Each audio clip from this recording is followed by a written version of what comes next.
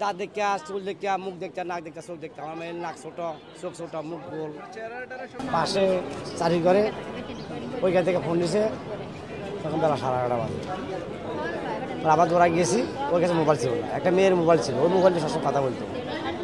পরে ওই মোবাইলে ফোন দিয়েছি, মোবাইল বন্ধ। পরে আবার দৌড়া গেছি, দৌড়া যে আমরা আর সামনে যেতে পারি না, দূরে দূরে মানুষের সেনাবাহিনী, র্যাব বাহিনী, পুলিশ বাহিনী, পোলা বাহিনী দূরে দূরে রাখছি। আমরা কিন্তু কাজ থাকতে পারিনি। আমরা বলি ঢাকা মেডিকেল যাবো, ঢাকা মেডিকেল যাবো, কোথাও লাশ পাইল, সরজ দিলে লাশ পাইল। মিরপুর অনেক মেডিকেল বুঝছি, 7টা বাজে সেনাবাহিনী বলছে আপনার মেডিকেল যান গা, ঢাকা মেডিকেল যাবে, লাশ পাইবেন। 7টা বাজে লাশ, মনে করেন 10টা বাজে লাশ পাইছে। হ্যাঁ, আমরা সব চিনি। আমার দাঁত দেখতে, চুল দেখতে, মুখ দেখতে, নাক দেখতে, চোখ দেখতে। আমার মেয়ের নাক ছোট, চোখ ছোট, মুখ গোল। হ্যাঁ, আল্লাহর মতো ঠিক আছে। আমার মেয়েটা ঠিক আছে, কিন্তু আমার মেয়ের এই ব্যস্ত হয়ে গেছে, নষ্ট হয়ে গেছে। তবুও আমার মেয়ের দাঁত দেখতে, চোখ দেখতে, মুখ ছোট দেখতে হয়েছে। এটা বলতে পারি না যে লোক দেখতে, আমরা রোগী দেখতে যান, ঢাকা করতাম পারি, দেশে নিতাম পারি। হ্যাঁ, নিচে লাগানো ছিল।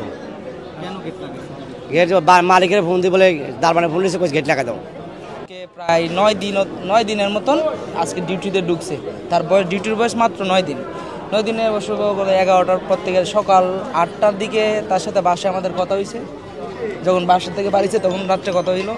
11টার পর থেকে শুনছি যে ওই আরিয়ান ফ্যাশনে গার্মেন্টসে যখন আগুনটা লাগছে, তাহলে বিদ্যুৎটা ওইটার পাশে ওই যে গার্মেন্টসটা ছিল।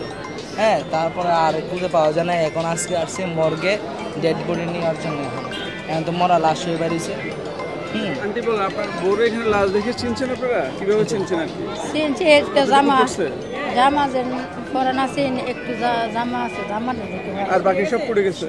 চেহারা ছবি বোঝা যায়, জামাটা বোঝা গেছে, একটু জামা আছে, পূর্বার বাকি জামা দেখে শনাক্ত করছেন? ছেলে মেয়ে আছে কি না? না, নতুন হয়েছে, 6 মাস হয়েছে, বাচ্চা কাচ্চা। আপনার ছেলে কি করে? কারিগরে মিষ্টি বানায়।